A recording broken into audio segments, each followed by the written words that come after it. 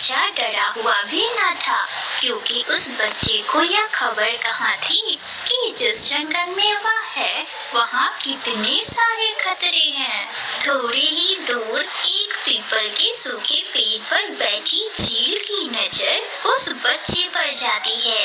अरे कुछ सुनाई दे रहा है, उठो माही, लगता है आज शिकार खुद ही चलकर तेरे पास आया है। और ऐसा सोचते हुए माही चील अपने घोंसले से निकलती है। मम्मा, मेरी मम्मा। अरे ये तो बहुत छोटा है और इसे यह भी नहीं पता कि इसे मुझसे डरना चाहिए। छोड़ माही, डिनर ना सही लंच ही कर ले तू। और फिर वह चील उस बच्चे को अपने साथ लेकर अपने घोंसले में चली जाती है। वह मासूम सा नन्हा बच्चा अपनी मासूमियत भरी आंखों से चील को एकटक देखे जा रहा था। उसे चील से डर नहीं लग रहा था, पर उस बच्चे को ऐसे देखता हुआ देखकर चील को बीते दिनों की याद आ जाती है कि कैसे कुछ जालिम उल्लुओं ने उसके मासूम से छोटे से बच्चे को चोट मार मार कर जान से ही मार डाला था। उस चील को देखकर ऐसा लग रहा था कि अब वह उस मासूम से बच्चे को खाने ही वाली है कि तभी अचानक वह चील उस छोटे से बच्चे को अपने पंखों में जकड़ लेती है और उसे प्यार करने लगती है।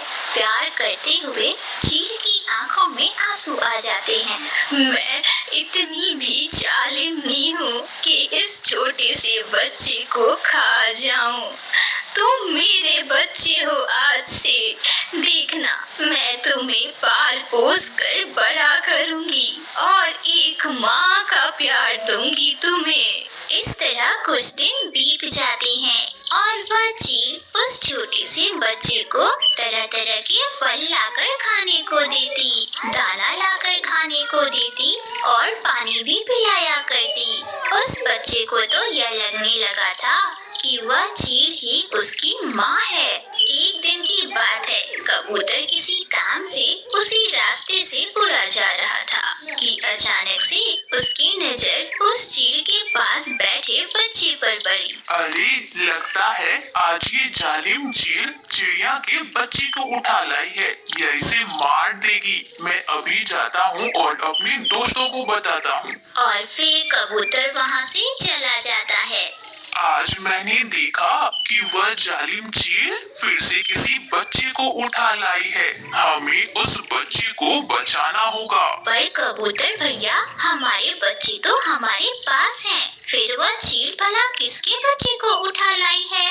जरूर वह चील उस बच्चे को किसी दूसरे जंगल से उठा कर लाई होगी। अरे जो भी है तो वह बच्चा, हमें उसे बचाना होगा। अगर हम सब मिलकर उस चील से मुकाबला करें तो हम उस जालिम चील को मारकर उस छोटे से बच्चे को बचा सकते हैं। और फिर वे सभी दोस्त उड़ते हैं।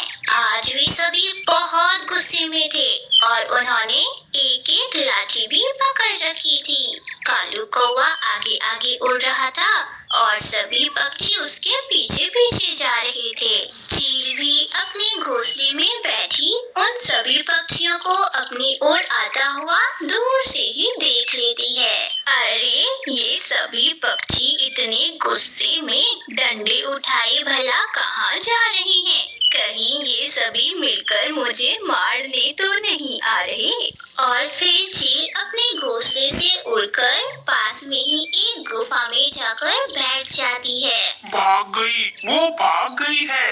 अभी तो थोड़ी देर पहले वह चील यहीं बैठी हुई थी। अरे तो क्या हुआ? चील नहीं है तो उसका घोंसला तो है, उसके घोंसले को ही जला देते हैं। ना रहेगा घोंसला और ना रहेगी चील। और फिर गोरी चील के घोंसले में आग लगा देती है। मम्मा, मम्मा, उन्होंने हमारा घोंसला क्यों जला दिया? अरे चुप बेटा चुप, आहिस्ता बोलो। वे सभी मेरे दुश्मन हैं और वे मुझे मार डालना चाहते हैं। चील का घोंसला जलाकर वे सभी वापस चले जाते हैं। उस रात जंगल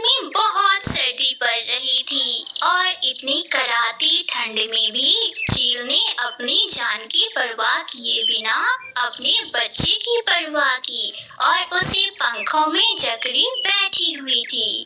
अगले दिन चील की बड़ी बहन उससे मिलने आई। अरे छोटी, मुझे किसी ने बताया कि तेरे घोंसले में कोई बच्चा रहने लगा है। अरे ये बच्चा कौन है और किसका है? ये बच्चा मुझे बेरी के पेड़ में फंसा हुआ मिला था जिस दिन तूफान आया था। तो छोटी, इसे खाया क्यों नहीं? मैं इसे नहीं खाऊंगी, मैंने इसे अपना बेटा बना लिया है। अरे छोटी, कुछ तो शर्म कर। क्यों हमारी जाति, हमारी शक्ति, हमारी पहचान को मिट्टी में मिलाना चाहती है? अरे अगर अन्य चीलों को पता चला इसके बारे में तो भी तो थू थू करेगी। अरे कुछ तो सोच। मैं सबको छोड़ सकती हूँ, मुझे कोई नहीं चाहिए, पर इस बच्चे को नहीं छोड़ सकती। ना तो मैं इसे खाऊंगी और ना ही किसी और को इसे खाने दूंगी। छोटी, क्या तू मुझे भी छोड़ देगी इस छोटे से चिड़िया के बच्चे के लिए? हाँ।